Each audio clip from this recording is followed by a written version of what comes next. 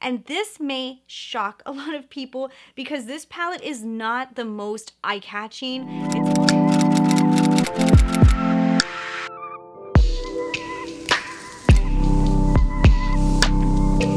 Happy video day, guys. So for today's video, I'm going to be doing a ranking of all the eyeshadow palettes that I personally purchased this year. I'm going to tell you guys which was my favorite and which one was my least favorite purchase of the entire year. This is only eyeshadow palettes, and these are only items that I purchased myself. So in this video, I'm not going to be including any PR makeup, and I'm also not going to be including anything that came in a subscription box, only because this ranking is only based off of stuff that I purchased myself. When it comes to my best and worst of the entire year, I'll include PR and also stuff that came in BoxyCharm, just because, I don't know, this video is just based off stuff that I spent my own personal money on, and I want to show you guys my ranking. So if you guys are new here and you've never seen me before, hello, I'm Christina Brooke, and I would love it if you would hit the subscribe button so you can see me again.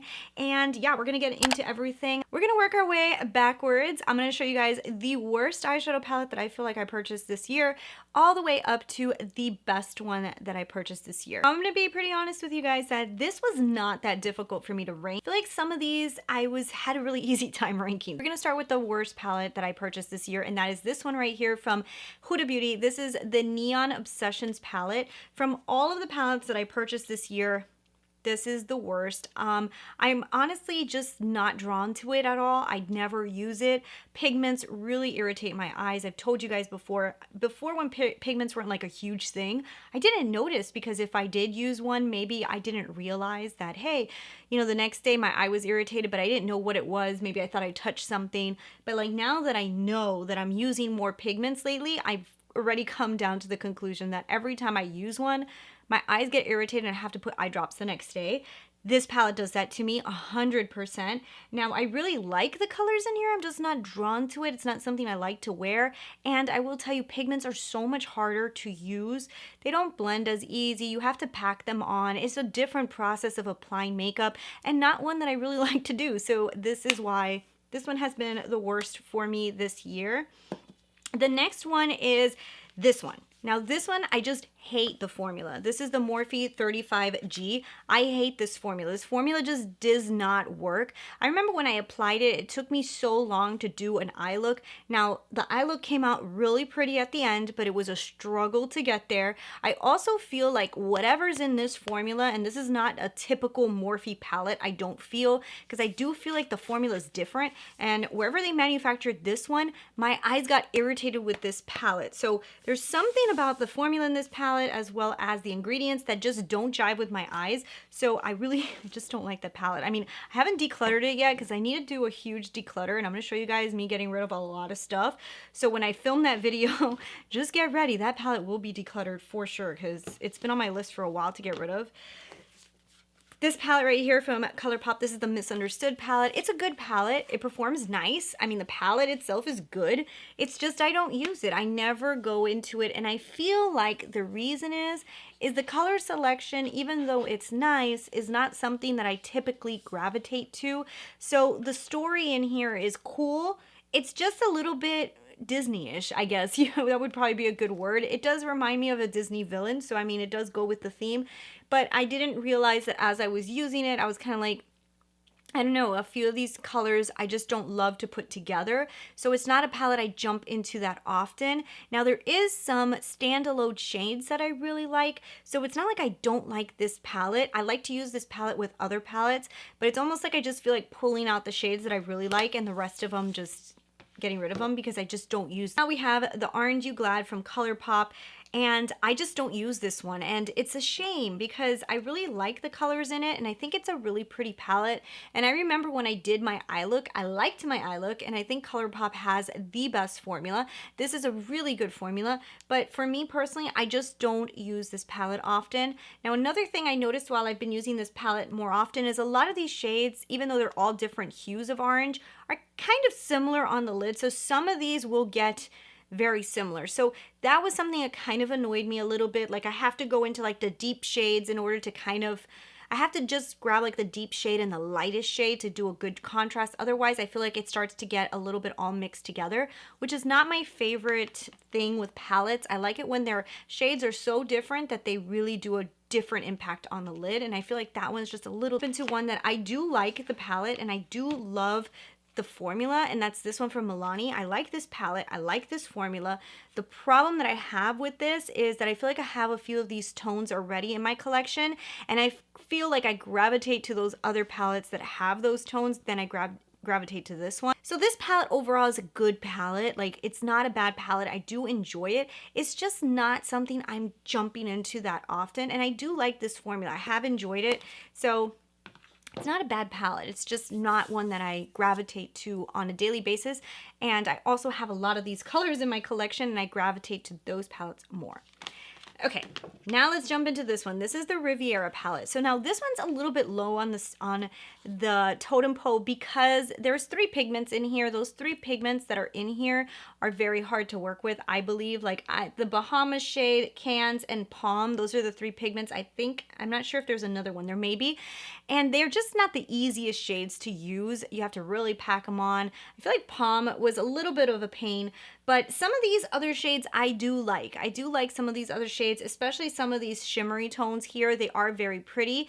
But this palette itself is like an add-on palette to me as well. Like, I'll be doing my eyes with a different palette, and then I'll jump in here to grab one of the shimmers. So as a standalone palette on its own, it's not my favorite, but there is some individual colors in here that I do like. So that's why it's a little bit lower on this list. Colourpop It's My Pleasure. Now this one, I do love the palette. And I feel like this is a really nice palette, and I feel like if you want a purple palette and you don't want to go and splurge on a high-end one, this is a great palette. I feel like the colors in here work really good. There is like 2 or 3 colors, like Colourpop tends to do this when they do these little minis that are very similar, and I feel like they should have given us something different. And what I do like about this one doesn't have like the thick glitter in it, so it's all like very usable shades. So I do like this palette, and I do like it a lot. So it's just in here because I don't gravitate to it, and it's not the highest because I just don't use it all the time. So, you know. So now this one I'm putting here because even though I don't grab this palette, this is a Natasha Denona Tropic palette. I don't use it that often. The shades in here are kind of cool, and there is some really neat shades, especially this one here. I love this blue. It's so beautiful. And when I do think of doing like a blue-green eye, this is the palette that comes to mind. Like, I'm like, ooh, I need to find that palette. So there is something about this palette that really draws me in. Now, I don't like this blue. This dark blue is pretty bad. Like, I really feel like it doesn't work that good. You have to really scrape off that top layer to get like some pigment out of it. I just feel like it's a little bit too much work for being Natasha Denona. I just want it to glide on my lids. You know, it's a mini, but still it's expensive. So, okay. So now we've got this one. This is from Tati Beauty. This is her brand new textured neutrals. So this one's like there in the middle for me, and I'll tell you why. I feel like the formula is decent, and I do like the palette, but I don't gravitate to it that often, and when I do, I find myself only using the matte row, and these shimmers here, just to me, they're exactly the same as the matte, just with a little bit of sparkle in them, and then as you start to blend them out on the lid, you do lose a lot of that sparkle. Some shades, the sparkle sticks a little bit better. Soothe one, I did put this shade, the sequin, on my lids on its own, and I do feel like that shade, the sparkle stayed pretty nice throughout the day, but a lot of the other ones, the sparkle moves around everywhere. So I find myself with this palette really gravitating to the mattes, and even the metallics. Not every single one is my favorite. I love this metallic, but the rest of them are like okay. And the glitters, which is probably the best formula in here, I just never use. Like, it's just not it's not something I use a lot. Like, I'm not always putting glitter on my lids, and this is a really thick glitter, so to take this off is hard. So when I think, oh, do I want to put glitter on? Like, even to film, like, I could have put glitter on right now. I'm like, ah, but then to wash it off is such a pain, so I skip it. So this is a decent palette. There's parts of it that I like, parts of it that I'm like, eh, so that's why it's kind of like in the middle. Okay. So now this one, I feel like the formula is worse than the Tati Beauty, but there is something about the color selection in here that just makes me happy. It's just a fun palette. So this is a Sephora Pro palette. I do think that the metallics in here are pretty lackluster, and I also think that the colorful colors are not that vibrant as they probably would be if this would have been like a pigment palette or something like that, or even maybe even like a looser pressed palette. But I do feel like I get enough pigment that I want on my lids because I'm not somebody who like wears really colorful lids. So because of that, this gives me enough pigment. I'm good with it. And I just really like all the colors I have here. This is a fun palette. I feel like I could just jump into this one palette anytime that I want to do like a really fun looking eye. And it's good. It's handy. It sits there. It's not the best palette in the world, but it doesn't have to be because I like the way that it was arranged and I like the colors. I think it's pretty neat. Now we're getting into some good ones. This was hard because these are like probably the best ones out of this entire list because these are where it starts like getting really good. And I had a hard time. Like I'm still like changing them up a little bit. Like, wait a minute, why are you here? Maybe you should be up here, like that. Like I'm kind of still switching things up, but Dominique Cosmetics, this is the Rustic Glam. This is a fantastic palette. So if you guys want to try Dominique Cosmetics and you're looking at this palette, I really like it. Now it's different. I feel like the colors in here are different. I feel like the textures in here are different. I feel like this was just a well thought out palette. I really like this palette a lot. And I think that Dominique Cosmetics is a very well thought out brand in general. A lot of her palettes just have really cool color selections or good color stories, and the formula is very good. So we've got a win-win here, and I think this was a great palette. I really love it. I need to use it more because now that I'm kind of like slowing down on the eyeshadow purchases, I'm really going to start diving into these things more often because some of these are just so good and I'm wasting them sitting here, you know? This is the Metropolis palette from Natasha Denona. This is her brand new launch. I think this was for holiday. Yeah, it was. It was holiday, but they launched it like really early in the holidays. This is what it looks like. Very consistent with Natasha Denona's formulas, very nice palette. The only thing that I have an issue with this, maybe some people won't say this, but I feel like a lot of these colors are more ugly colors. Like they're not like the most flattering colors. Like we've got like this green here, and when you put it on your lid, it's kind of like a olive looking color that's, you know, it's just not the most flattering color. Even some of these blues are, you know, like they're pretty blues, but they're like a deep, hard to blend type of blue. A few of these tones, even though really pretty, some of them are a little harder to work with because of the color, not because of the formula. And I do feel like they work good together, these colors, but they're also a little bit hard to work together. So that's the reason it's not like high in the list, because I do feel like this is a beautiful, aesthetically eye-pleasing palette. But when you start applying it to your lids, you're kind of like, damn, I want to go into another palette to get a different tone, because some of these tones I would like it better with something else. Like when I've used this color right here, I did a really cool eye with it, but I didn't use every color from this palette because I didn't feel like all the colors in this palette went perfectly with that tone. So that's the thing that I have with the Metropolis palette. I do like the palette, but as a palette, I feel like there was just maybe a few little tweaks that I probably would have preferred that maybe would have made the palette a little bit better to use as an all-in-one. Okay, so this one is the Carli Bybel palette. I really like this palette. I do. I think it's a beautiful palette. I think that this is a soft, very pretty, princessy kind of palette, and I think the colors work really good together. I love the colors in here. These metallics are really phenomenal. They work fantastic. I always use my finger for every single metallic, so anybody who would say like they don't work good with a brush, I don't know. I always use my fingers. That's typically why my nails are not super long ever, is because I love to use metallics on my lids and I use my fingers. So the mattes in here work really good. The only thing that I don't love is there's one pigment in here. I would have thrown out that pigment and put like a normal eyeshadow in it, but whatever. And now we're getting into the top. So these are the palettes that I'm like, damn, you're good. Okay, so this one here is from Viseart, and this is the Dark Edit. Guys, this is a good palette. Good palette. Very dark. I do feel like this palette is one of those palettes you want to bring in another palette if you want to do a lighter look. But if you want to go for a full-on dark, smoky, fun eye, oh my god. The formula, amazing. I think that this is a great palette. I love it. It's a mini. It's very cohesive. This color story is absolutely gorgeous. I love this. I love this. This is beautiful. Okay, so now we're on the top 4, guys. This is the top 4.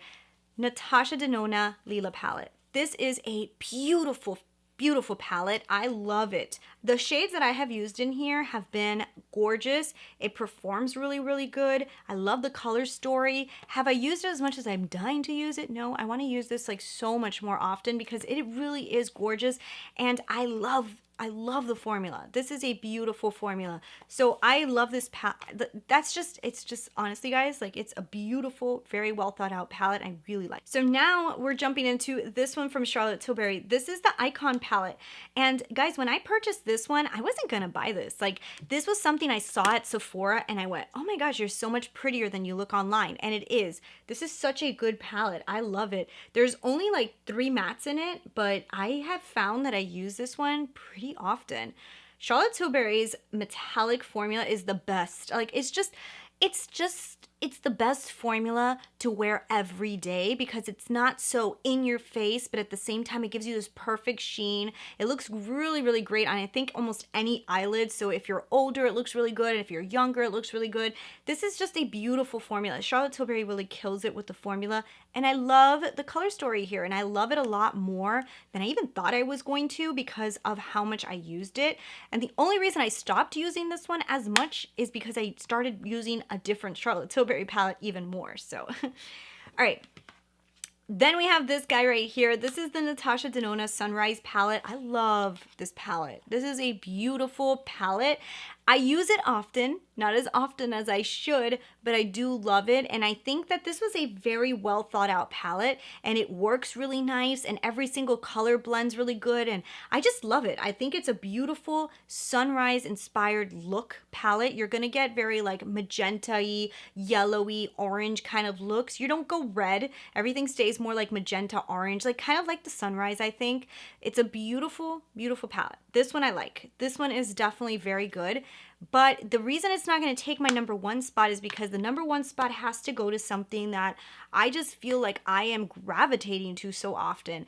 And this may shock a lot of people because this palette is not the most eye-catching. It's also not the most like, I guess cutting edge or like, wow, that was like the palette of the year. It's not one of those, but it's one that I use so often. It has to be my best purchased palette of the year because of how often I use it. And that's this one, Charlotte Tilbury Holiday Palette. I use this so much. This is the Starry Eyes to Hypnotize. And I honestly am going to tell you guys, when this came to me in the mail, I was looking at it going, it's a little boring. I don't know. Maybe it's not going to be the best palette. Ugh, why did I order that? I use this so much. Like I literally have this in my daily makeup bag and I don't switch it out because I'm like, oh my God, this is so easy. It's so pretty. Every look I come out with this is just so nice. And you have to think daily. What do you use daily? Like, this isn't something I'm going to grab. Like if I'm going to go out in at night, I'm probably going to jump into one of the cooler palettes, like maybe the Metropolis palette or even the Sunrise palette to do that really cool nighttime look. But I have to think, like, what am I using the most? And it's this one. This is what I am using the most. So to me, this has been my best buy.